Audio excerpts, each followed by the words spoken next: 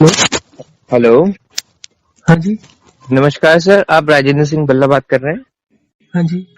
Sir वो मुझे थोड़ा अपने हेल्थ से रिलेटेड आपसे कुछ बात करनी थी, अगर आप पे टाइम हो तो। हाँ जी, आपने मैसेज भेजा, आपका देखा था मैंने मैसेज। तो आप कितना पानी पीते हो? सर अभी मेरा इनिशियली पानी अभी विंटर में तो बहुत ही कम चल रहा है सर। कितना? अ, लगभग एक दो लीटर के आसपास ही चल रहा है समर्स में कितना चल रहा था? पहले। हम्म। क्योंकि सर किडनी स्टोन इनिशियली बताया गया था, तो मैंने तब पानी का इंटेक अपना लगभग 3 लीटर तक कर दिया था, लेकिन वो ज्यादा दिन में चला नहीं पाया था, क्योंकि फिर हर हर बार मुझे टॉयलेट जाना पड़ा हम्म। कंटिन्यूस। हम्म। इस वजह से सर, मैं आपको अगर टाइम हो, मैं अपनी एक दिक्कत बताना चाहता हूँ, शुरू कहाँ से हुआ था। हाँ जी। सर दरअसल मई में मेरे को सबसे पहले किडनी स्टोन की दिक्कत हुई थी। हम्म। तो उसके बाद मैंने एलोपैथिक दवाई ली थी, पता नहीं उसका क्या ऐसा रिएक्शन हुआ कि मेरी बॉडी में से आग सी निकलने लगती थी। मतलब फिर कोई उन्होंने डोलो वगैरह ऐसी टैबलेट्स दी, उनसे रिलीफ तो मुझे लगा, लेकिन उनका 6 घंटे असर रहता था।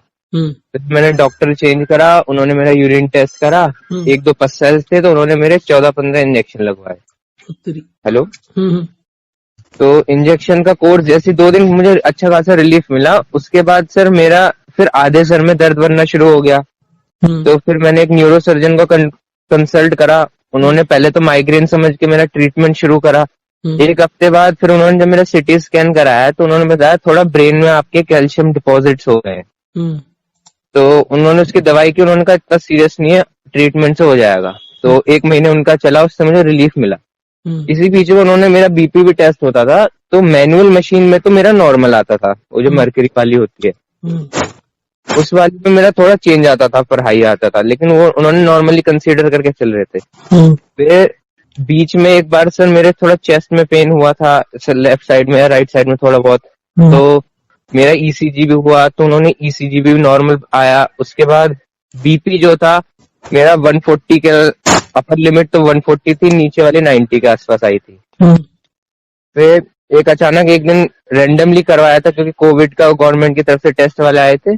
तो हम्म। बीपी जब टेस्ट हुआ, तो 155 और 100 आया था, पल्स भी हाई आ रही थी।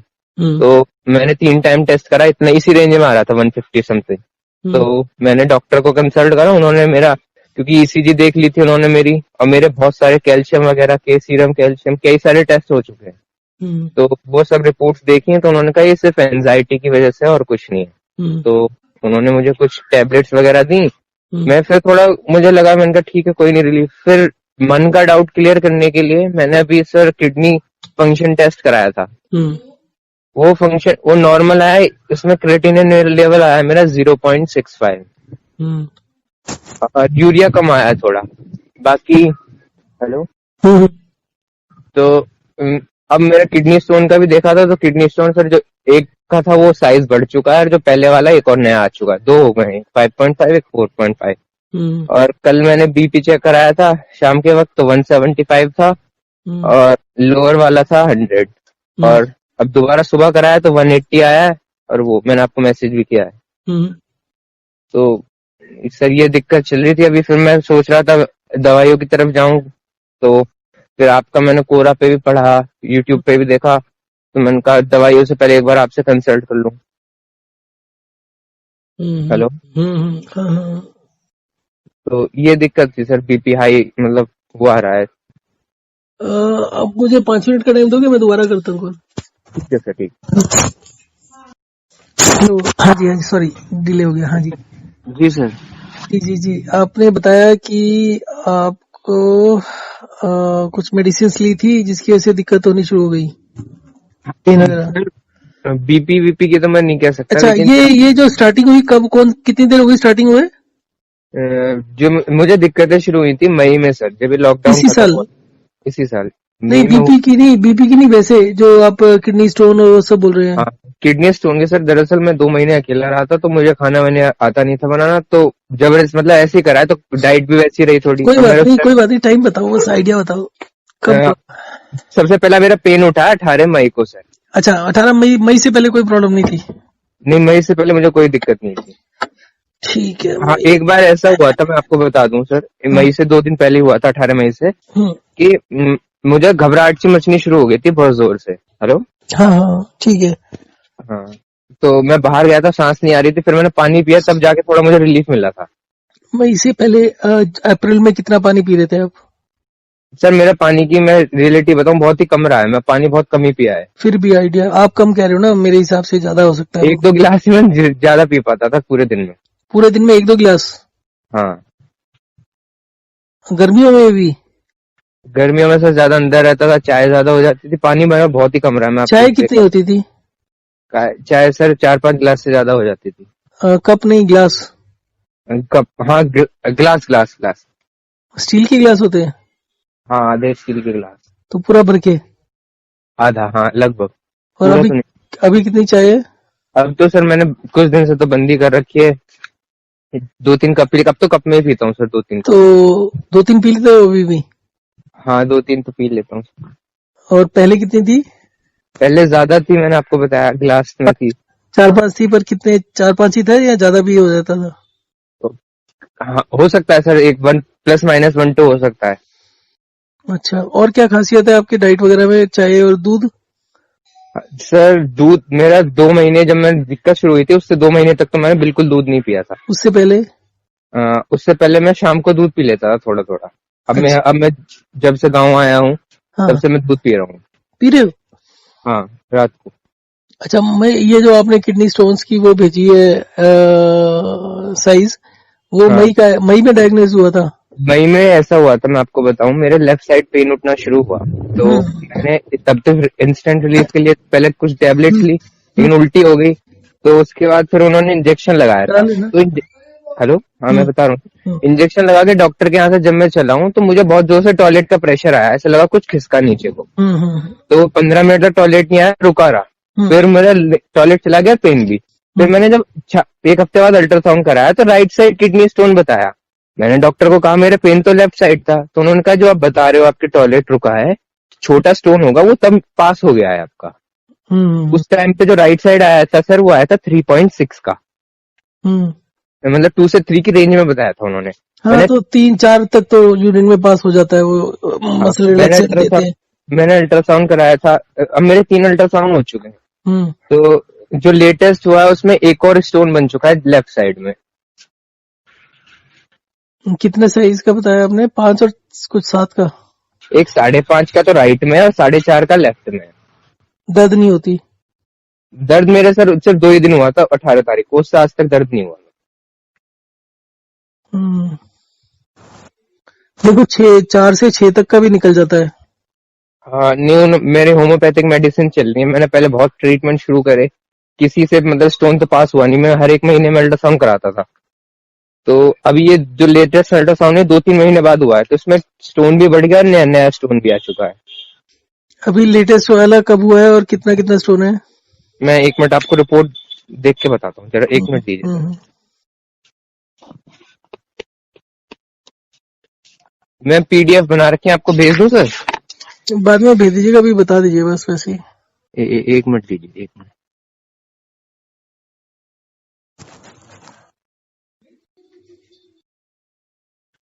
सर राइट किडनी में 5.5 mm का है, हम्म। और लेफ्ट किडनी में 4.4 mm का है। ये कौन सी डेट की रिपोर्ट है?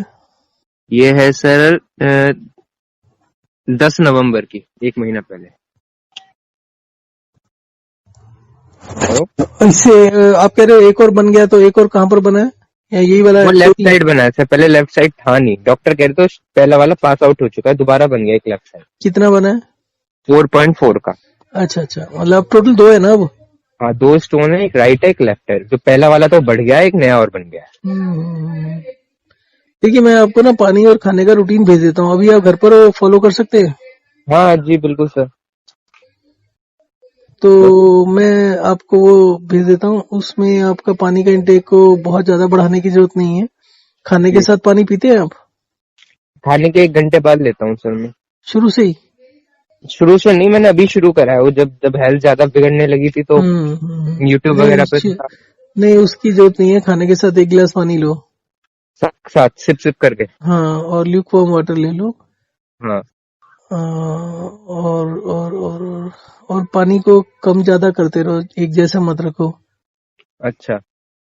आ, नहीं सर्दियां हैं तो 2-2.5 लीटर भी काफी है।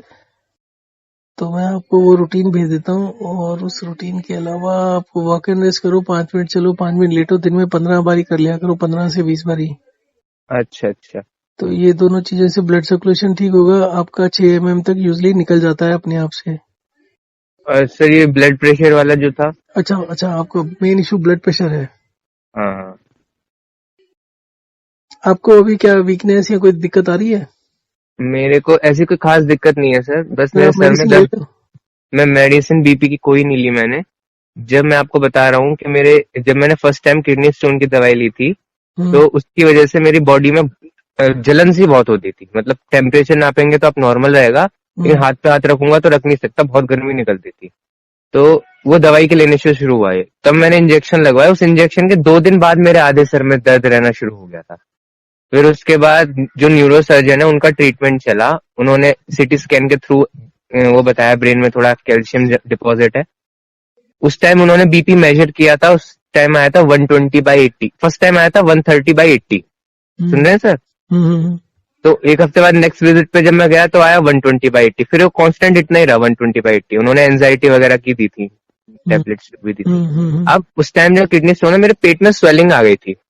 उस समय? हाँ, डॉक्टर ने पेट दबा के देखा था, कह रहे थे आपके पेट में स्वेलिंग है। हम्म तो उन्होंने दवाई उसी चीज की भी दी थी, तो पता नहीं था क्या दिक्कत होगी। फिर मैंने दूसरे डॉक्टर से भी कंसल्ट करा, बीपी कुल कब मिला से के। है?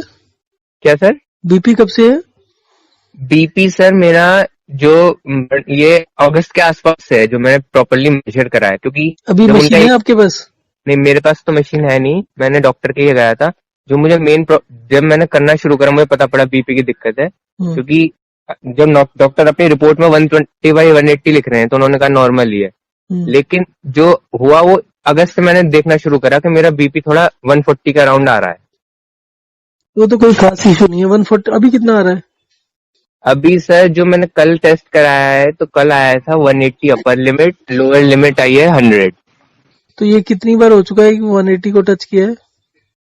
180 को मैंने तो सर आज ही करा, पहले तो कभी हुआ नहीं था। मैक्स टू मैक्स 160 आता था मेरा जब हुआ था। तो मैं डॉक्टर के पास गया, उन्होंने सब मेरी आंखें देखी, पुरानी ईसीजी रिपोर्ट्स देखी, और वो स्टेटोस्कोप से भी मतलब देखा करके। हम्म और मेरा तो उन्होंने कहा ये सिर्फ एंजाइटी की वजह से, आपको इस पे वर्क करना पड़ेगा, क्या दिक्कत है आपको। तो उन्होंने एंजाइटी से रिलेटेड टैबलेट आपका दी थी।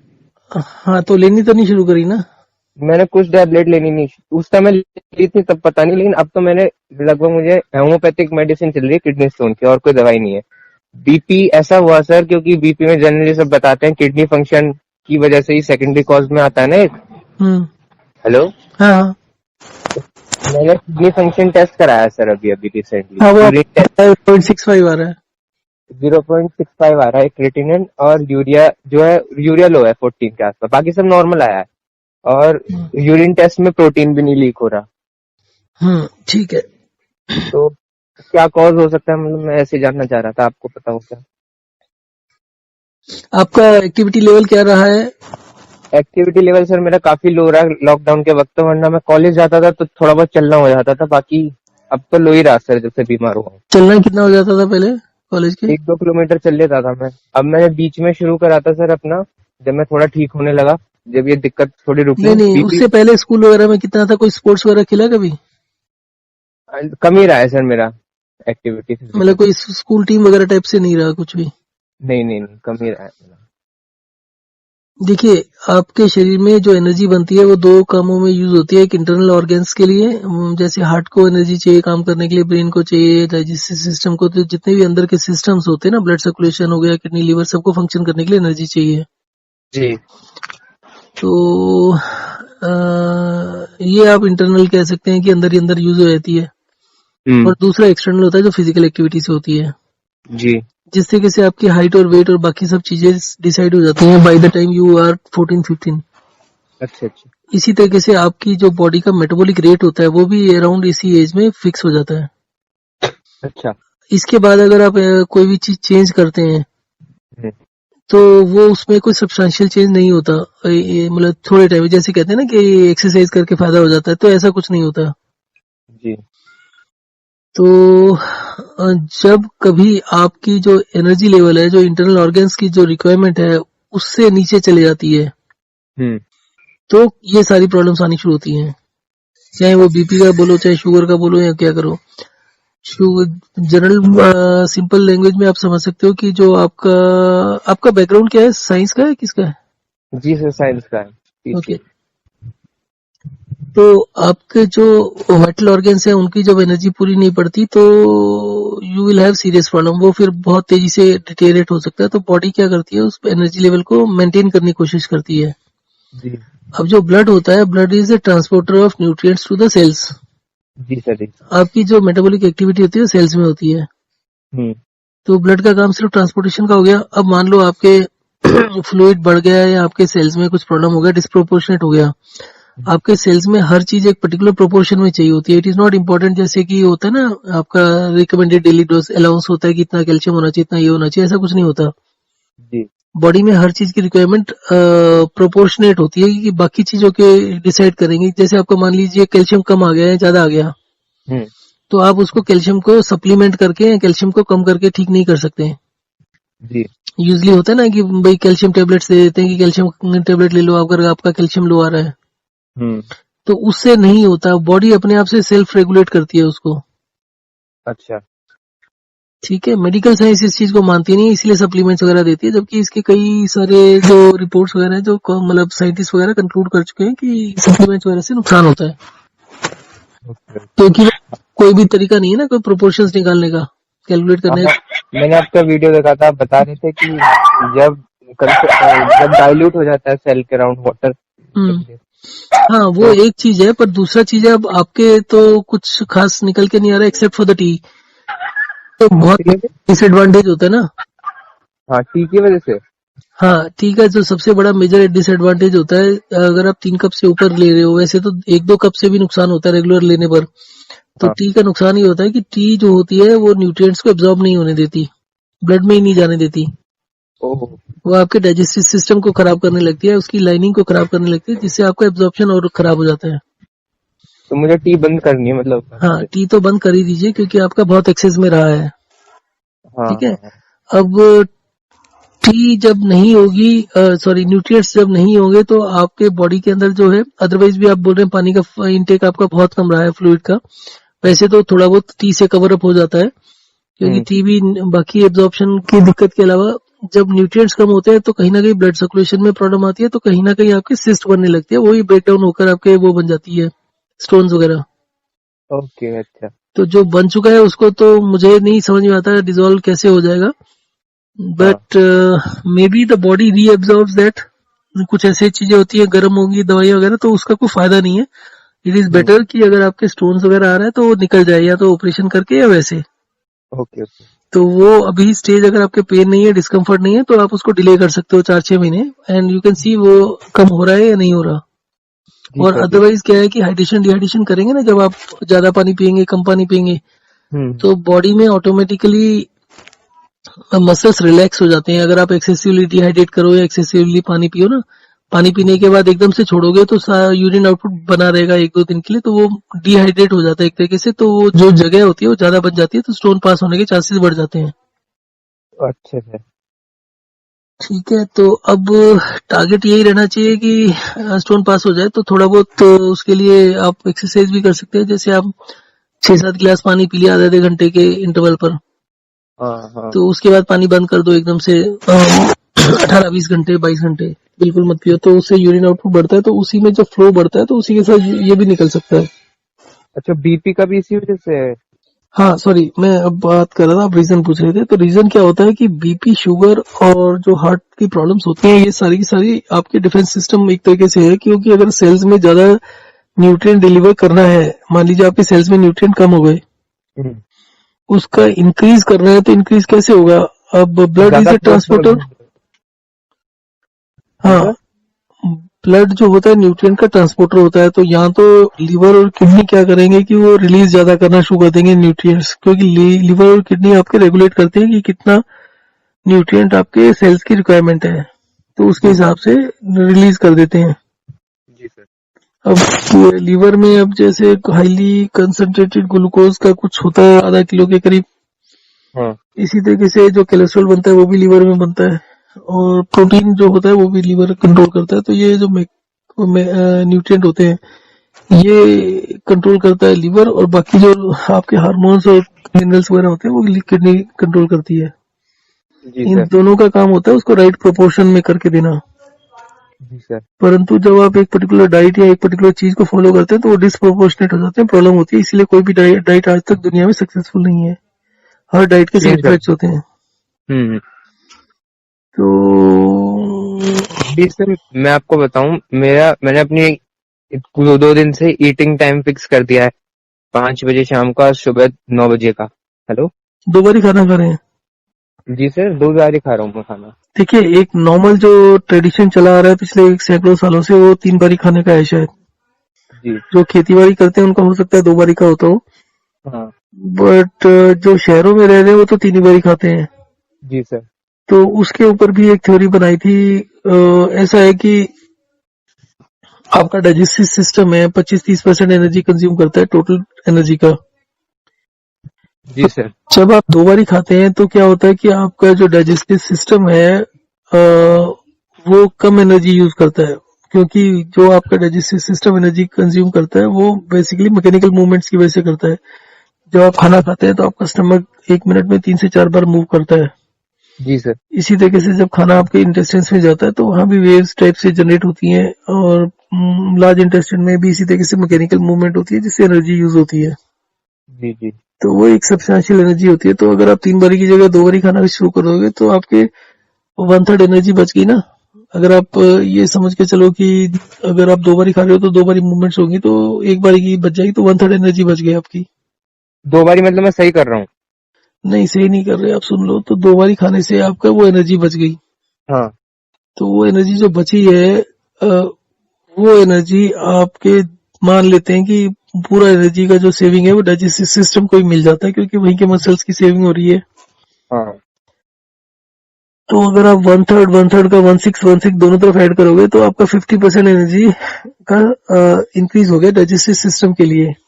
जी सर। उसके अलावा आपका, क्योंकि खाने का टाइम जो है, बीच का गैप है, वो बढ़ गया, तो खाना भी ज्यादा डाइजेस्ट होगा। उसका जो ब्रेकडाउन होता है ना आपके स्मॉल इंटेस्टाइन वगैरह में, वो हाँ। ब्रेकडाउन ठीक होगा। आप जो खाना 5-5 घंटे बाद खा लेते हैं, जब उसको 8-8 घंटे बाद खाओगे तो उसको stomach will get more time to, मतलब इंटेस्टाइन्स वगैरह को ज्यादा टाइम मिलेगा उसको हैंडल करने के लिए, और बैक्टीरिया वगैरह जो होता है उसको ज्यादा अच्छे से ब्रेक डाउन कर लेंगे ज्यादा टाइम में। तो हम्म। आपका उससे जो एनर्जी जनरेशन है वो भी बढ़ जाएगा। हम्म। तो अगर आप समझते हैं कि इतना थोड़ा सा एनर्जी लेवल बढ़ जाता है, तो आपका एक ही 24 घंटे के अंदर ही 2 बार मील लेने पर आपका एनर्जी आउटपुट बढ़ जाता है ऑलमोस्ट 100%। जी सर। 50% बच गया खाना ना खाने से, और 50% बच गया बेटर डाइजेशन से। हम्म। ठीक है। तो उसके बाद आपका अगर डाइजेस्टिव सिस्टम फास्ट हो जाता है 1-2 दिन, 3-4 दिन, 2-2 मील लेने से, तो उसके बाद क्या होता है कि आपका खाना जो 8 घंटे में पहले दूसरे दिन प्रोसेस हो रहा था वो 6 घंटे में, 5 घंटे में होने लगता है। तो फिर उसके बाद बाकी के 2-3 घंटे डाइजेस्टिव सिस्टम आइडियल पड़ा रहता है, हम्म। वो प्रोसेसिंग नहीं करता। तो वो फिर आपका जो रेगुलर लाइफ होता है वो उसी के ऊपर चलती है कि आपका रेगुलर कितना एनर्जी बन रही है। हम्म। तो इसलिए ज्यादा दिन तक 2 मील्स लेने का जरूरत नहीं होता। आप 2 मील्स 3 मील्स करते रहो, मिक्सअप करते रहो। उससे क्या होता है कि जो आपको जिस समय ठीक लग रहा हो, जैसे आपको लग रहा है कि आज आप स्लो हो गए तो नेक्स्ट डे आप 2 मील्स कर दो, और जी 2 मील्स सर। करने के 2-1 दिन के बाद फिर आपको लगे कि स्लो हो रहा है, दोबारा फायदा नहीं हो रहा, आपका एनर्जी लेवल बढ़ नहीं रहा, तो फिर 3 मील्स कर दो। जी तो सर। उस तरीके से 2 मील्स 3 मील्स को भी मिक्सअप किया हुआ है। फ्लूइड का भी अल्टरनेट। अल्टरनेट ये कर लीजिए, मतलब अलग अलग तरीके से किया हुआ है कि जैसे मेरी समझ और आपकी जो एज ग्रुप है उसके हिसाब से आपको 2 मील्स ज्यादा लेने की जरूरत नहीं है। तो आप 2 मील्स हफ्ते में 1 या 2 दिन लीजिए, बाकी दिन 3 मील्स पर रहिए। फास्टिंग का कोई बेनिफिट होता है सर इसमें? फास्टिंग का ये बेनिफिट है ना, जो मैंने आपको बताया कि आपका फास्टिंग करते हो तो आपको एनर्जी बच जाती है। हम्म। तो वो आपकी एनर्जी आपके बाकी सिस्टम को मिल जाती है, बाकी ऑर्गन्स को मिल जाती है, और आपकी हेल्थ डिपेंड करती है कि आपके ऑर्गन्स कितना अच्छा परफॉर्म कर रहे हैं। आपके अच्छा। एक्सरसाइज वगैरह पर नहीं डिपेंड करता वो। अच्छा। तो नहीं, अभी 2-3 दिन से मैं ऐसा कर रहा था सर। मेरा स्लीप जो है वो होती है 9 बजे से सुबह के 4 बजे तक। हेलो। हम्म हम्म, हम्म। और फिर मैं 5 से 6 तक 5 किलोमीटर की नॉर्मल वॉक करके आता हूँ। 2-3 दिन से कर रहा हूँ मैं ऐसा। नहीं नहीं, उसको छोड़ दो, क्योंकि आपका जो स्टार्टिंग होती है ना प्रॉब्लम की, वो होती है एनर्जी लेवल लो होने से। अच्छा। तो आपने जैसे एक्सरसाइज वगैरह कुछ नहीं किया हुआ पहले, तो उससे क्या होता है, 5 किलोमीटर लगातार चलने से आप थक जाओगे, बेशक आप फील करो या ना करो। हम्म। उसके बहुत से इंडिकेशंस होते हैं, स्मॉल स्मॉल इंडिकेटर्स होते हैं, जैसे आप अपना कमर की स्टिफनेस देखो, बाकी चीजों की स्टिफनेस देखो। जब आप घूम के आओगे तो स्टिफनेस बड़ी होती है, और उसकी जगह में जो प्रॉपर तरीका है वो है कि 5 मिनट्स वॉक घर में ही चलो, और उसके बाद 5 मिनट के लिए बिस्तर में लेट के आराम करो। उसमें होता क्या है कि जब आप 5 मिनट चलते हो तो आपकी बॉडी हल्का सा एनर्जाइज होती है, जो आपके लिम्स वगैरह है उसकी एनर्जी मोबिलाइज होती है, ठीक है। जी। और वो मोबिलाइज्ड एनर्जी आपके हार्ट वगैरह, क्योंकि हार्ट का फंक्शनिंग भी बढ़ता है, बाकी ऑर्गन्स का भी बढ़ता है, तो उसके लिए रवाना हो जाती है एक तरीके से। तो उसके बाद आप 5 मिनट में थकते नहीं हो इस एज में, तो 5 मिनट में लेट जाओगे तो जो एनर्जी आपकी मोबिलाइज हुई है वो आपके वाइटल ऑर्गन्स यूज कर पाएंगे अच्छे से। आप इस तरीके से करोगे ना, तो आपको 3-4 बार करने के बाद ही फील होना शुरू होगा कि आपका हार्ट वगैरह जो है अच्छे से पंप कर रहा है, बेटर परफॉर्म कर रहा है। आपका इंटेस्टाइन्स में भी आपको मूवमेंट्स वगैरह फील होंगी, जी स्ट्रॉन्गर सर। मूवमेंट्स फील होंगी। तो वो एनर्जी जब आपके वाइटल ऑर्गन्स को डाइवर्ट होती है, ब्लड सर्कुलेशन इंप्रूव होता है, तो जो भी गड़बड़ हुई होती है वो ठीक हो जाती है। अब गड़बड़ तो ठीक होने में मैं ये नहीं बोलूंगा कि आपका स्टोन डिसॉल्व हो जाएगा, जैसे कि क्लेम करते हैं ये लोग होम्योपैथी वाले। तो इन चक्रों में मेरे हिसाब से ना पड़ो, क्योंकि मेडिसिन जब आप एक ट्राई कर चुके हो, तो ये जितने भी मेडिसिन है ये तीर तुक्के वाला हिसाब किताब है। जी सर। आपने परमुटेशन कॉम्बिनेशन पढ़ा हुआ है मैथमेटिक्स में? जी सर। जी सर। परमुटेशन कॉम्बिनेशन जब आप क्वेश्चन आंसर करते थे 11th में, तो उसमें आपके जो डिजिट्स होते थे वो 2 4 5 6 होते थे, या हाँ। फिर वो एक्स या एन वगैरह करके होता था, जिसको आप मैथमेटिकली सॉल्व करते थे। हाँ। प्रैक्टिकली आपने कभी भी परमुटेशंस में ये नहीं देखा कि जैसे आपके, मान लीजिए वेरिएबल्स कह लीजिए या नंबर्स कह लीजिए, हम्म। जिसको अरेंज करना है ऑब्जेक्ट्स को, वो अगर आपके 40 से ऊपर हो, तो हम्म। उसका फार्मूला क्या होगा, कितनी परमुटेशन बनेगी, 40 फैक्टोरियल। जी सर। वो 40 फैक्टोरियल कभी कैलकुलेट नहीं किया किसी ने, तो इसलिए लगता है कि छोटा सा नंबर होता होगा, लाखों में हम्म। होगा, करोड़ों में होगा, मिलियंस या ट्रिलियंस में होगा। हम्म। वो मिलियन ट्रिलियन में नहीं होता, वो बहुत बड़ा नंबर होता है। आपको मैं नंबर्स के एक दो एग्जांपल देता हूँ। हम्म। आप एक पेपर होता है ना, प्लेन पेपर जिस पर आप लिखते हो, हम्म। उसको फ्लैट करके जमीन पर रख दो, सड़क पर। उसके ऊपर हर रोज डबल करते जाओ पेपर को, जैसे पहले दिन 1 रखा, दूसरे दिन 2 रखा, तीसरे दिन 4 रखा, चौथे दिन आपने 8 रख दिया। हम्म। 42nd डे में जो बंडल आप रखोगे सड़क पर, अगर हम्म। अगर आप 41 के हटा दो, सिर्फ 42 डेज में, मतलब 2 रेज़ टू द पावर 42 करके जो कागज रखोगे, वो इतना बंडल बड़ा होगा कि आपके मून को 50-60 हजार किलोमीटर से पार कर जाएगा। अच्छा। तो इसी तरीके से जो नंबर्स होते हैं ना, जब वो नंबर्स, जैसे आपने 128 वेरिएबल सुना होगा, इंक्रिप्शन वगैरह का, 256 बेट। इंक्रिप्शन, बिट हाँ। इंक्रिप्शन। हाँ। तो इसका मतलब क्या होता है कि 128 वेरिएबल्स के परमुटेशंस अगर निकालोगे, तो एक बार मैंने किया था, तो वो आता है 10 raised to the power 214 into 3.14। अच्छा। तो 214 जीरो हो गए। 1 ट्रिलियन में 12 जीरो होते हैं सिर्फ। हम्म। अब बात होती है कि 114 भी 12 लगाए तो नंबर्स होता है ना कि 214 तो छोटा सा होता है, but this number is very big. अगर कोई सुपर कंप्यूटर एक बारी में 1 ट्रिलियन या ट्रिलियन ट्रिलियन उसको भी प्रोसेस करता है इंफॉर्मेशन को, तो भी उस इक्वेशन को, जो 128 वेरिएबल अगर आपकी बॉडी में, उसको प्रोसेस करने में हम्म। 1 ट्रिलियन ईयर्स भी कम है। सुपर कंप्यूटर सारी दुनिया के लगा दो तो भी नहीं हो सकता वो 1 ट्रिलियन ईयर्स में। नंबर बड़ा हो जाएगा। नंबर इतना बड़ा हो जाता है। वो जो मैं हम्म। आपको बता रहा हूँ ना, 128 बिट इंक्रिप्शन, उसका भी यही फंडा होता है कि जब आप उसको इतना एनक्रिप्ट कर देते हैं, तो अगर आप सॉफ्टवेयर वाइज भी उसको रिजॉल्व करने की कोशिश करोगे, तो भी उसको सालों लग जाएंगे। जी सर। और ये जो कई बार हैकिंग वगैरह जब सुनते हैं, तो उसका एक हैकिंग के फॉर्मूले होते हैं, अलग टेबल्स होती हैं, जिसमें वो पासवर्ड को डिकोड करने की कोशिश करते हैं। हम्म। तो उसमें काफी डिकोड हो जाते हैं, परंतु अगर आप इसको जस्ट लाइन 1 बाय 1 करोगे तो कभी डिकोड नहीं होते। अब जितने भी मेडिकल साइंस के ऊपर जितनी भी रिसर्च होती है, वो परमुटेशन कॉम्बिनेशन होती है, तीर तुक्के से होती है, उसका कोई साइंस नहीं होती, उसके वजह से पॉजिटिव इफेक्ट्स नहीं होते। हम्म। अब जैसे कैंसर है, कैंसर के किसी एक्सपर्ट से पूछोगे ना, जिसने 40 साल इसके ऊपर रिसर्च कर ली, तो वो हम्म। बोलेगा it is impossible to find out a cure for cancer. अच्छा। ठीक है। अगर आप किसी नए से पूछोगे जो कर रहा है कोर्स, वो तो कहेगा हाँ मैं कर लूंगा, या वो हम्म। चार पांच थ्योरियां बता देगा आपको। हम्म। कैंसर के ऊपर आपको पता ही है कि कीमोथेरेपी होती है, सर्जरी होती है, रेडियो। हाँ, मैं सुना था। अब इसका बेसिक पर्पस क्या होता है कि कैंसर फैले नहीं। हम्म। पर कैंसर के ऊपर कोई थ्योरी नहीं है कि कैंसर फैलता है, ऐसा कोई साइंस नहीं है। मतलब कैंसर, ये फिर बात कहाँ से है जो इन्होंने ट्रीटमेंट शुरू करा? हम्म मतलब सर, जो आप कह रहे हैं कैंसर फैलता नहीं है, हेलो, हम्म हम्म हम्म, हम्म। तो फिर ये ट्रीटमेंट के लिए इन्होंने बात कहाँ से ली कि कैंसर फैल रहा है, फैलता है मतलब भाई बॉडी में ही? देखो कैंसर की शुरुआत कहाँ से होती है, एक ट्यूमर होता है। हम्म।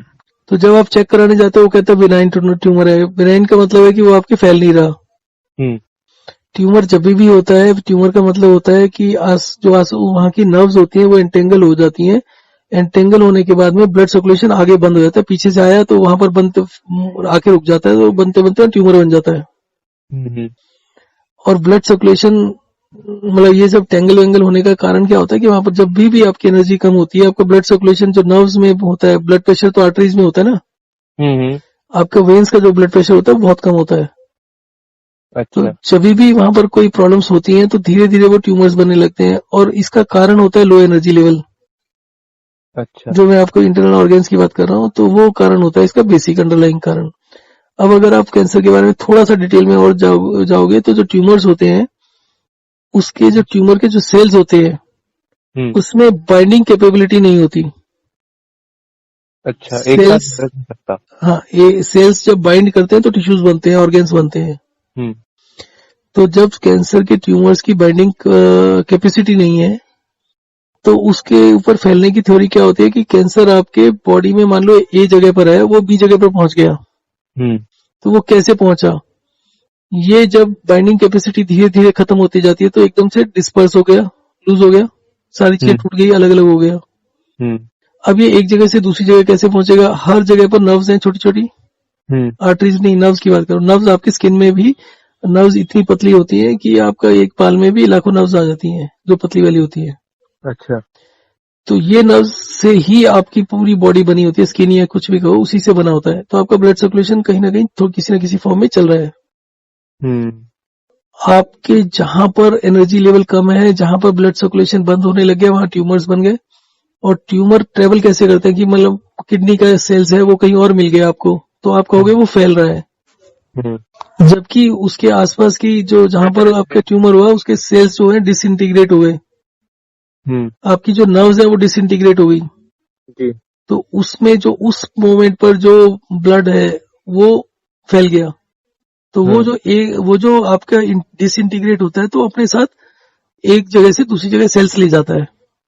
अच्छा। एंड साइंस डज नॉट से कि आपके सेल्स जो है किडनी के ही दूसरी जगह पहुंचे, they say some cells are found at some other places. Hmm. It is never कि पूरा पूरा या एक सब्सटेंशियल उठ के नहीं जाता। आप कह सकते हो हम्म। 1-2% चले जाते हैं सेल्स। जो अलग हुआ है। हाँ, जो अलग हो गए वो डिसइंटीग्रेट हो गए तो चले गए। हम्म। क्योंकि बॉडी तो आपको हमेशा बचाने के लिए कोई ना कोई एक्टिविटी करती रहती है, तो आपकी नर्व्स जब डेड होती हैं तो बना भी देती हैं।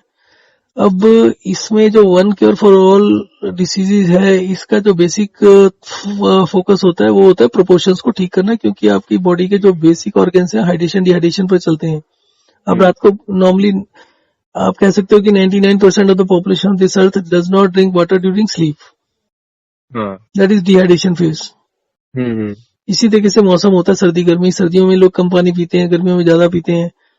सर्दियों में आपका बॉडी कम पानी स्टोर करती है, गर्मियों में ज्यादा करती है, इसलिए cold and cough and all that होता है। अगर हम्म। आप पानी के फंडे को समझ जाओ तो पानी से दूसरा चीज क्या होता है कि आपका 128 बिट इंक्रिप्शन की बात हो रही थी, ठीक है। अगर आपकी बॉडी में 128 वेरिएबल्स भी है तो उसको सॉल्व करना इक्वेशन को इम्पॉसिबल है हम्म।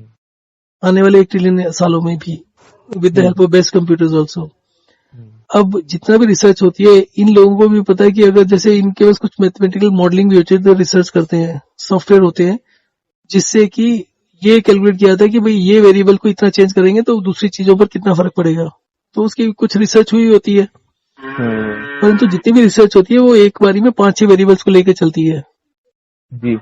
अगर वो वेरिएबल 30-40 ले लोगे तो जो कंप्यूटर सॉफ्टवेयर होते हैं वो हैंग कर जाएंगे, तो कभी है नहीं उसका सकते। वो कर ही नहीं सकते उसको। अब आपकी बॉडी में जो, अगर आप वेरिएबल्स की बात करो तो वेरिएबल्स मिलियंस और बिलियंस में होते हैं, मैं सिर्फ 128 की बात कर रहा हूँ। अच्छा। So the possibility of any medicine curing any disease is zero. ये तो बॉडी अपने आप जब दवाई लेने लगते हो तो obviously you are conscious, you are also putting in some efforts to change your life style and other things, तो उससे चेंज हो जाता है, उससे ठीक हो जाता है आदमी। तो जैसे अभी मेरे किडनी स्टोन का आप कह रहे हैं कि कोशिश करो जब तक पेन ना डिले कर सकते हो, लेकिन ऑपरेशन से निकलवा दूंगा। मैं भी यही ऑप्शन लेके चल रहा हूँ अभी। हाँ, पर उससे पहले ये तो समझ लो ना क्यों बनते हैं, ताकि दोबारा ना बने, क्योंकि आपके पहले नहीं था फिर बन गया तो ये दोबारा भी बन सकता है। हाँ बिल्कुल बिल्कुल। तो अगर आप उसका ये इस प्रिंसिपल, जैसे मैं बताता हूँ, मेरे को एक बार आज से 20 साल पहले 4 साल में 3 बार स्टोन हुआ। अच्छा। माई क्रिएटिनिन वाज आल्सो हायर। ओह। मुझे एग्जैक्टली नहीं पता, मुझे थोड़ा सा फेक आइडिया, वेग सा आइडिया उस समय, क्योंकि इतना मालूम नहीं था उस समय, तो मेरे ख्याल से 1.1 के आसपास आ रहा था, तो I use to think it is still within the range. Hmm. अभी मेरा जो क्रिएटिनिन आता है 0.7 के आसपास आता है, 0.65 या 7 के आसपास जैसे आप बता रहे हैं। और 0.65 और 7 जो बता रहे हैं ना, अगर आप इसको गूगल करेंगे, लो क्रिएटिनिन का कारण क्या होता है, वो होता है आपका प्रोटीन एब्जॉर्ब कम हो रहा है। हम्म। सो एक तो आप प्रोटीन, अगर नॉनवेज खाते हैं तो नॉनवेज को थोड़ा सा फोकस कर सकते हैं आप। नहीं, नॉन वेज तो मैं अभी नहीं खाता था। पल्सेस ज्यादा है। और हेलो। नहीं नहीं, आप नॉनवेज अभी बंद किया है, खाते ही नहीं कभी? मैं खाता ही नहीं हूँ, शुरू से ही आप नहीं खाता। वेजिटेरियन है? हाँ जी सर। तो कोशिश करो प्रोटीन वाली चीजें खाने के लिए, और अदरवाइज अगर तोड़ सकते हो सिस्टम को तो तोड़ लो, कुछ अंडा वंडा कुछ खाना शुरू कर दो, क्योंकि प्रोटीन की कमी ही शो करती है, तो इसकी वजह से कुछ पेन वगैरह का, कुछ बॉडी के ज्यादा, मतलब एक दो, मतलब मुझे तो कभी कोई इश्यू नहीं हुआ 0.65 पर, बट किसी और का इसी तरीके से चल रहा था, तो हाँ, उसको बॉडी पेन वगैरह ज्यादा होता था, तो उसका प्रोटीन इंटेक बढ़ाने से वो ठीक हो गया था हफ्ते 10 दिन में। सप्लीमेंट्स ले सकता हूँ? ये नहीं सप्लीमेंट्स नहीं? नहीं, सप्लीमेंट्स बेकार चीज होती है, क्योंकि सप्लीमेंट्स में वो कॉम्प्लीमेंट्री नहीं होते ना। प्रोटीन्स की सबसे बड़ी चीज क्या होती है, वेजिटेबल जो प्रोटीन्स होते हैं वो कॉम्प्लीमेंट्री नहीं होते। हाँ, अमाइनो एसिड पूरे नहीं होते उसमें, मैंने सुना है। हाँ, मतलब माना यह जाता है कि जो वेजिटेबल्स में प्रोटीन्स होते हैं वो बॉडी एसिमिलिएट नहीं कर पाती, एब्जॉर्ब नहीं कर पाती, उसको यूज नहीं कर पाती। अच्छा। और जो नॉनवेज में होते हैं तो वो, क्योंकि ऑलरेडी लाइव एनिमल्स के होते हैं, तो उसके प्रोटीन्स की जो मतलब होता है ना, चेंज होती हैं, तो वो कॉम्प्लीमेंट्री होती हैं, तो एसिमिलिएट बॉडी कर पाती है उसको। दैट इज अच्छा। What is written. I don't know उसके पीछे कितनी साइंस है, वो भी सच है, वो भी ऐसी तुक्का मारा हुआ है। हम्म। क्योंकि ज्यादातर चीजें, जितने भी आप स्टेटमेंट सुनते हैं ना कि ये रिसर्च हो गई, वो रिसर्च हो गई, तो अप्रोक्सीमेशन में चलती है। अप्रोक्सीमेशन में 90% तो ऐसी वेग सी चीज होती है, बस कुछ रिसर्च करनी होती है, उसका गाइड जो होता है वो अप्रूव कर देता है, वो छप जाता है। किसी गाइड अटक जाता है, अड़ जाए तो अड़ जाता है फिर गाइड। डाटा फिर पूरे में फैल वो हो जाता है, तो फिर वो चीज फिर रिजिड हो जाती है कि हाँ ये फैक्ट ही बन जाता है वो, जहाँ अप्रोक्सीमेशन से शुरुआत करते हैं लोग। हम्म। अब जैसे मैं। मैं आपको बताता हूँ कि बहुत पहले, आज से 10 साल पहले, 15 साल पहले एक आता था कि आपको अगर फैट लूज करना है तो you must walk at least 40 minutes at a time, hmm. 40 minutes और अबव काम करना चाहिए, चलना चाहिए हम्म। एक बारी में। हम्म। सो मैंने इनके ऊपर बहुत अच्छे से काम किया हुआ है, तो दिस इज टोटली नॉनसेंस होता है कि 40 मिनट्स चलना चाहिए। मेरे जितने भी कॉलर्स हैं या फॉलोअर्स हैं, they report 15-20 kg weight loss also within 5-6 months, simply by walk and rest. और वॉक एंड रेस्ट में कोई एग्रेशन नहीं है, कोई ब्रिस्क वॉक नहीं है, सिंपल वॉक, जबकि 40 मिनट्स में ब्रिस्क वॉक बोला करते थे। फिर उसके ऊपर और भी बहुत सारी थ्योरी है एक्सरसाइज के ऊपर, none of the theory has any scientific backing. और ये जितने भी एक्सपेरिमेंट से कुछ भी करते हैं, सब फेक होते हैं। हम्म। जो आदमी रिसर्च पब्लिश करता है उसका धंधा है, उसका उसका सारा कैरियर डिपेंड करता है उसके ऊपर, वो पूरा जोर लगा के उसको तोड़ मोड़ के किसी न किसी तरीके से फिट करके कर देता है। हम्म। फिर अब आगे चल के डॉक्टर्स उसी रिसर्च का रेफरेंस लेके ट्रीटमेंट बनाते हैं। डॉक्टर्स ट्रीटमेंट नहीं बनाते, फार्मास्यूटिकल कंपनी, डॉक्टर्स हाँ, are only pharmacy. Salesman. Doctors का रोल कुछ नहीं होता। डॉक्टर्स को अगर पूछोगे ना किसी चीज के बारे में, उसको सिर्फ किसी डॉक्टर को, सीनियर डॉक्टर को ये पूछ लो कि पानी जब हम पीते हैं तो मूव कैसे करता है हमारे शरीर में, हाँ, they will not be able to answer. They say कि किडनी प्रोसेस करती है। अब कोई, आप मुंह और किडनी कनेक्टेड थोड़ी है, सही बात। तो वो किडनी में कैसे पहुंचता है, नोबडी नोज।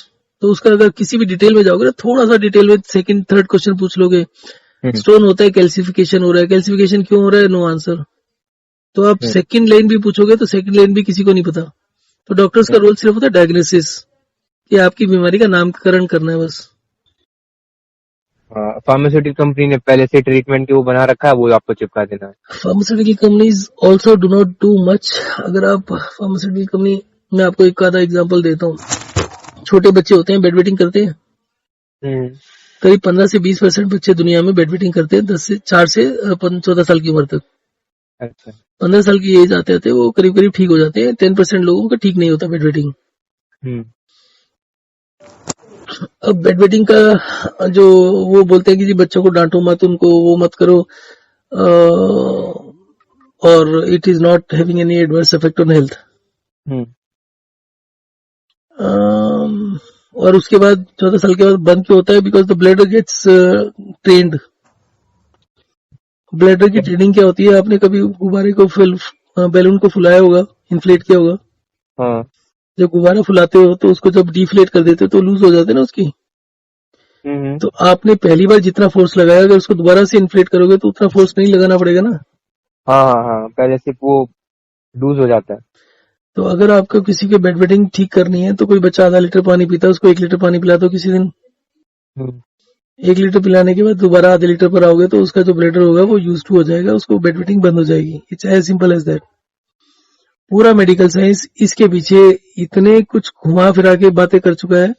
इसकी जो दवाई होती है वो होता है एडीएच, होता है एक ADH is anti diuretic hormone, जिसमें कि बॉडी में जो यूरिन आउट बनता है वो कम बनाने की हार्मोन होता है। हम्म।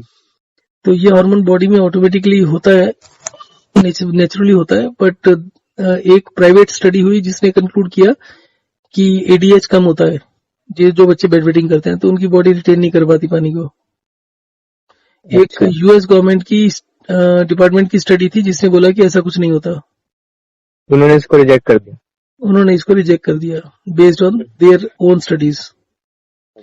अब प्राइवेट कंपनीज, जो प्राइवेट रिसर्च होती है वो तो आप ब्राइब देकर कर सकते हैं ना। हम्म। दूसरी इसकी जो मेडिसिन होती है वो होती है एंटी साइकोटिक ड्रग्स, जो आपके ब्रेन को कंट्रोल करती है, जो कि इसको ट्रिगर करेंगे। हम्म। अब दोनों दवाइयों का आप असर समझ सकते हैं। जिन लोगों को थोड़ी सी एक्सेस पेरेंट्स ने दे दी दवाई एडीएच, हम्म। उनकी यूरिन आउटपुट, उनकी स्वेलिंग बढ़ जाती है, और वो एक दो बच्चे नहीं, कुछ बच्चे मर भी गए। अच्छा, इसी वजह से दवाई की वजह से। हाँ जी। उसके बावजूद एफडीए ने वो दवाई बंद नहीं करी, पेरेंट्स को सिर्फ ये गाइडलाइंस दे दिया कि तुम थोड़ा सा इसके डोज वगैरह को बढ़ाओ मत, क्योंकि these hmm. Medicine are not very effective. जिस दिन मेडिसिन बंद करो फिर दोबारा से चालू हो जाता है। अच्छा। और उसके साइड इफेक्ट में आप इंटरनेट पर भी देख सकते हो। ईडीएच जो मेडिसिन बेस्ड मेडिसिन होती है उसका साइड इफेक्ट क्या होता है? उससे स्वेलिंग वगैरह हो जाती है। हम्म। स्वेलिंग मतलब है कहीं ना कहीं तो फ्लूइड एक्सेस डिपॉजिट हो रहा है ना। हम्म। सो उससे आप आइडिया लगा सकते हो रिसर्च किस डायरेक्शन में जाती है। रिसर्च का एक ही एंगल होता है कि आप उसके पैसे लूटो। तो सर जैसे आपने अभी मुझे बताया, तो फिर मैं अपने ब्लड प्रेशर से रिलेटेड मेडिसिन तो ना लूँ ना अभी? There is no use, this is all hit and trial, कि आपने एक मेडिसिन ली, उसने कुछ कर दिया, उसने कुछ कर दिया। सम कुछ चीजें होती हैं जो डॉक्यूमेंटेड होती है, 90% चीजें डॉक्यूमेंटेड नहीं होती हैं। भाई आप डॉक्टर के पास गए, इतने डॉक्टर आपने चेंज कर लिया, आप एक डॉक्टर के पास गए, उससे आपको कुछ नुकसान हुआ तो आप उसको तंग आके नहीं तो उसको। मैं से अब तक यही कर चुका हूँ, कम से कम 10-11 डॉक्टर चेंज करें, किसी से रिलीफ मिलता है तो दूसरी चीज बन जाती है। तो वो वो रिलीफ दूसरी प्रॉब्लम ये भी तो होती है ना कि आपने एक डॉक्टर से अगर मेडिसिन ली, उसका नुकसान हुआ, तो आप दोबारा थोड़ी उसके पास जाओगे उसको बताने पैसे देकर कि भैया तुम्हारी दवाई से नुकसान हुआ, क्योंकि वो हाँ, तो बात करने के भी पैसे लेते हैं ना। सही बात है। देयर इज नो सिस्टम कि आप फीडबैक भी फ्री में दे पाओ उसको। और वो फीडबैक दे भी दो तो देयर इज नो, मतलब अश्योरिटी नहीं है कि वो वापस उस पर वर्क करेगा भी नहीं करेगा। वो तो नहीं करेगा। वो उसको तो इन्फॉर्मेशन सिर्फ पास ऑन करनी होती है, दवाई वो थोड़ी बनाता है। सही बात है। 99.999% चांसेस होते हैं कि उसको बस वही दबा देता है, क्योंकि लाखों में से एक आधा आदमी पहली बात तो जाएगा पैसे देकर उसके पास बताने की भाई मुझे नुकसान हो गया। हम्म। और दूसरी चीज उसका उस समय होता है टारगेट कि भाई जल्दी से जल्दी इस बंदे को निकाल के दूसरे बंदे से पैसे लेना। तो अच्छा। वो उसको अगर बता भी दिया किसी ने पहले बात, तो उसको कोई डॉक्यूमेंट नहीं करता। It's no system.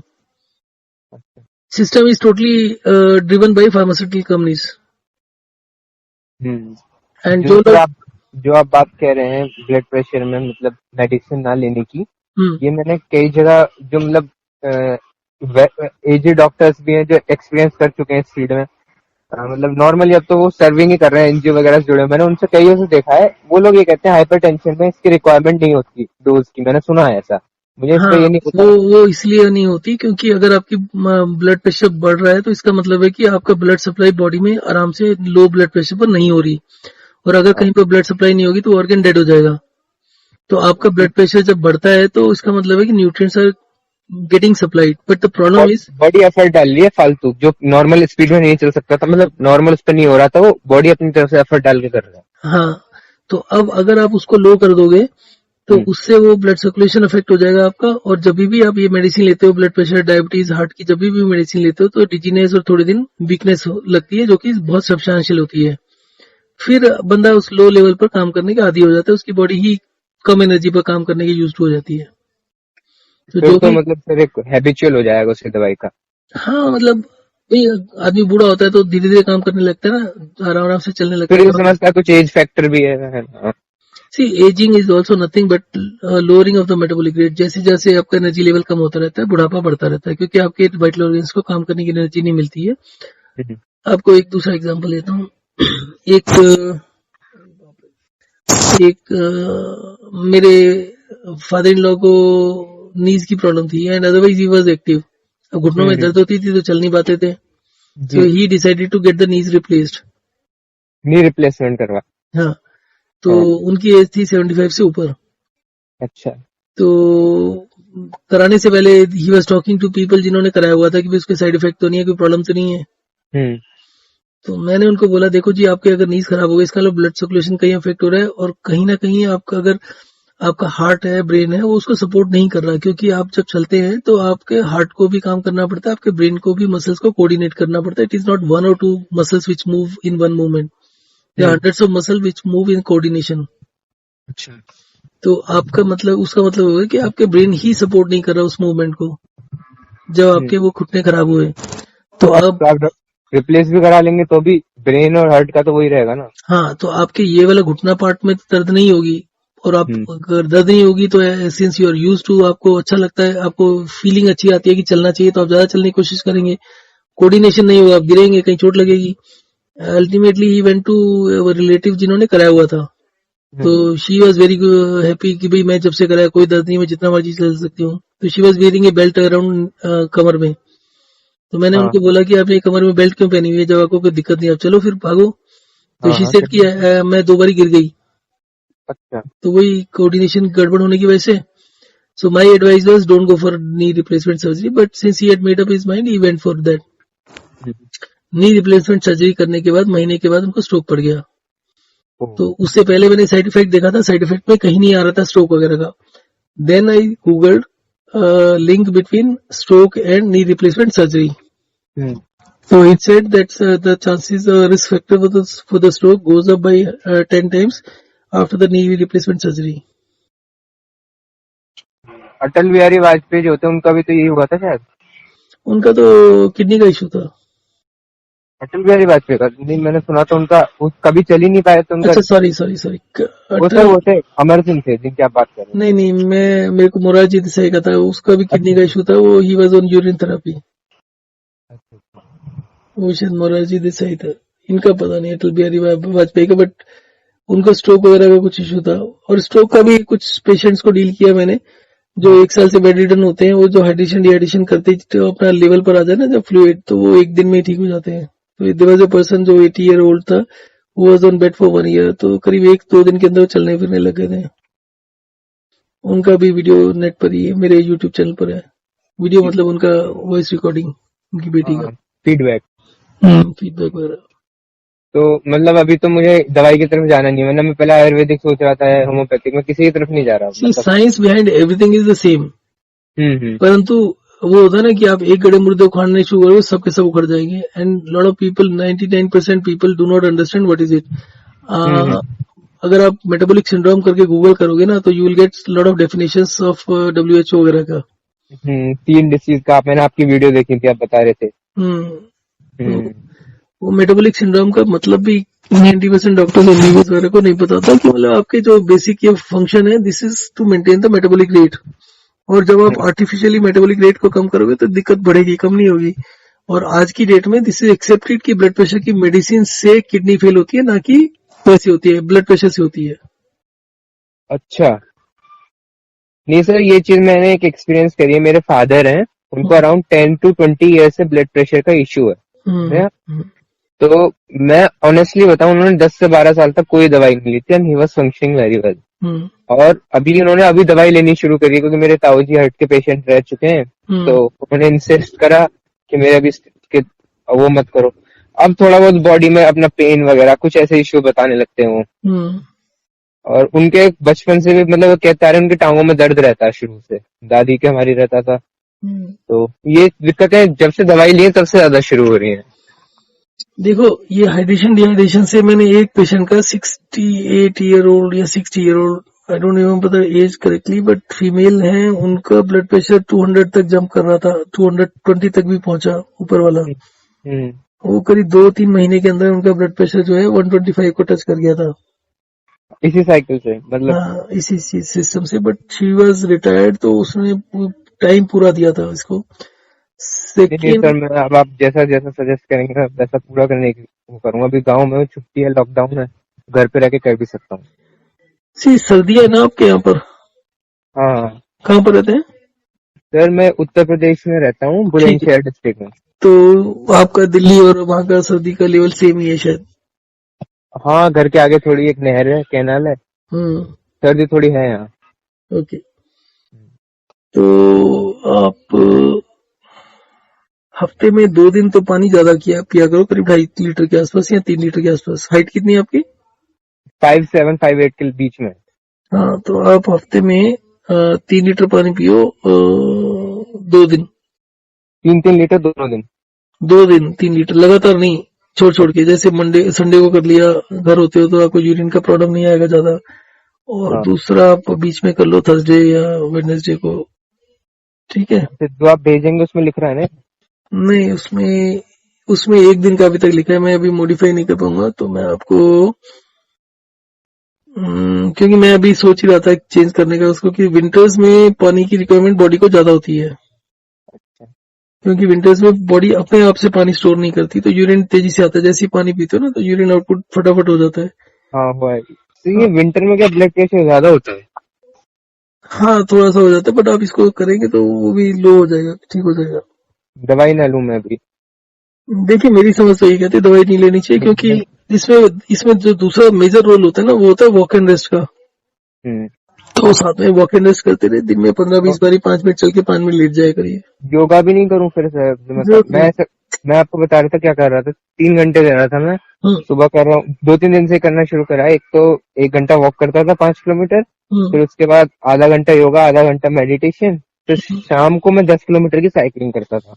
नहीं, ये सब बंद कर दो, सारी चीजें बंद कर दो, सिर्फ वॉक एंड रेस्ट करो, आराम से 5 मिनट चलो, आराम से नॉर्मल पेस पर, और 5 मिनट के बाद 5 मिनट के लिए लेट जाओ। अच्छा। और और ये मेरा जो वेट है 72 kg, अप्रोप्रिएट है इस एज के लिए, इस हाइट के लिए? सी, देखो, like my son also wanted to maintain this kind of blood, this kind of body weight, but मेरा मानना यह है कि 65 के ऊपर नहीं जाना चाहिए। अच्छा, तो इससे वेट पे भी असर पड़ेगा, हाइड्रेशन डिहाइड्रेशन में? मुझे तो पता है। वॉक एंड रेस्ट से पड़ता है बहुत तेजी से, आप वॉक एंड रेस्ट करेंगे 5-6 किलो वेट कम हो जाएगा 2-3 महीने में। तो मैंने सुना है जितना बॉडी में इन्फ्लेमेशन ज्यादा होता है, हम्म। तो जितनी ऑटो इम्यून डिसीज है ये ज्यादा बनने के चांसेस तब ज्यादा रहते हैं। सी, प्रॉब्लम पता है क्या है, कि आप जिंदा रहते हो सिर्फ इन्फ्लेमेशन की वजह से। तो हाँ। जो भी मेजर चीजें हैं वो कभी मेडिकल साइंस में डिफाइंड नहीं है, गूगल पर मिलेगा नहीं। व्हाट इज इन्फ्लेमेशन, नोवेयर, मतलब कोई क्लियर इन्फॉर्मेशन नहीं है। आप जो इन्फ्लेमेशन ही होती है, जो आपको आपकी बॉडी के जो प्रोसेसेस होती है, जो बेसिक फंडामेंटल प्रोसेस होते हैं, इन्फ्लेमेशन पर ही चलती है। अच्छा। अब जब ब्लड सेल्स में फ्लूइड सप्लाई करता है, तो आपका ब्लड का भी वॉल्यूम का रेशो होता है, और आपके सेल्स में कितना फ्लूइड है उसका भी रेशो होता है। हम्म। नॉर्मली बॉडी वेट का 10% ब्लड होता है, हम्म। नहीं सॉरी, बॉडी वेट का 6 से 7% ब्लड होता है, टोटल फ्लूइड का 10% ब्लड होता है। हम्म। तो ये प्रोपोर्शन डिस्टर्ब होने पर भी आप कह सकते हो कि प्रॉब्लम्स आनी शुरू होती हैं। मेरा तो सर हीमोग्लोबिन 15 के अराउंड था। नहीं, haemoglobin is different thing, volume की बात कर रहा हूँ मैं। नहीं नहीं, मैं बता रहा था वैसे ही। कि आपने जहां से चेक करा है उसके ऊपर डिपेंड करता है। अगर 15 है और आपका जो नॉर्मल रेफरेंस रेंज है 12 से 18 दिखा रहा है तो इट इज वेरी गुड। हाँ। बट अगर आपका 12 से 18 की रेफरेंस रेंज है और आपको 19-20 जाता है तो that is very very serious. उसका मतलब लंग हीमोग्लोबिन प्रॉब्लम ज्यादा बड़ी, होने पर भी खतरा होता है। Lung cancer. ओह। सो इसलिए मिडिल में ही ठीक है, या मतलब कि रेंज के अंदर ही आना चाहिए। उससे ज्यादा होने का कोई खास फायदा नहीं होता। ओके ओके, तो अभी फिर मैंने मैं हाँ अभी बताइए। कोरोना में आपने वो तो सुना ही होगा, ऑक्सीजन लेवल। हाँ हाँ, SpO2। हाँ हाँ। तो अभी क्या हो रहा था कि मेरा जो था वो 96 के आसपास आ रहा था। अच्छा। मेरे को कोई प्रॉब्लम नहीं है, ब्लड प्रेशर ब्लड शुगर या किसी तरीके का कोई भी हेल्थ इशू नहीं है आज की डेट में। हम्म। तो मेरा क्लास मतलब मेरा फ्रेंड है जो मेरी एज ग्रुप का ही है, तो हम्म। उसका हमेशा 98 99 आ रहा था and he is having heart issue. उसका स्टंट डल चुका है, उसके ब्लड प्रेशर भी है, ब्लड शुगर भी है, दवाई भी चल रही है पिछले 20-25 साल से। हम्म। तो फिर उसके बाद ऐसे ही मैंने एक दिन गूगल किया कि जब भी इसका चेक करो तो इसका ज्यादा आता है, मेरा कम आता है। हम्म। तो क्या डायबिटीज में मतलब ये हाई हो जाता है? तो उसमें हम्म। आया था कि डायबिटीज में जो डायबिटिक होते हैं उनका ऑक्सीजन लेवल हाई होता है। अच्छा। So no way you can conclude anything from anything. हाँ, कर ही नहीं सकते। इसमें भी होता है उसमें भी होता है, आप बताओ कौन सा ढूंढ के बताओगे आप? हाँ। तो अब आपको एक और चीज बताता हूँ। आपको डायबिटीज में बोला जाता है पानी ज्यादा पीने के लिए। जी। जितना ज्यादा पानी पियोगे ब्लड शुगर उतनी जंप करेगी। अच्छा। और ये इतनी ऑब्वियस चीज है और इसको कोई भी डॉक्टर मानता नहीं है, देखता नहीं है, इग्नोर करता है। नहीं, अब तो पानी ज्यादा पीने का एक ट्रेंड से ही चल गया है, क्या आपको 4 से 5, 5 से 6 इतना पीना ही चाहिए पानी। हाँ। मतलब 8 to 9 ग्लासेस तो मिनिमम बताते ही हैं। हाँ, पर ऐसा कुछ नहीं है, कम ज्यादा करते रहना चाहिए। कम ज्यादा करने से आपका जो इम्बेलेंस होता है ना, प्रोपोर्शंस में गड़बड़ होता है, वो ठीक हो जाता है। हमारी बॉडी बॉडी। को हाँ। हमारी बॉडी को किसी भी चीज के एब्सोल्यूट नंबर्स की जरूरत नहीं होती है। तो जी अभी जी। ना मैं आपको व्हाट्सएप कर देता हूँ, तो वो आप देख लो और फिर उसके हिसाब से आप सिर्फ एक चेंज कर लेना कि एक दिन पानी ज्यादा कर लिया करो बीच में। मैंने जैसे 6 दिन 7 दिन का प्रोग्राम भेज रहा हूँ, तो आप एक दिन का अपने आप चेंज कर लेना, या फिर मैं लिख के भी दे दूंगा थोड़ी एक हफ्ता ऐसे ही चलने दो जैसे लिखा है। ठीक है सर। ठीक है, मैं भेजता हूँ। बीपी चेक भी करना है फिर रेगुलर?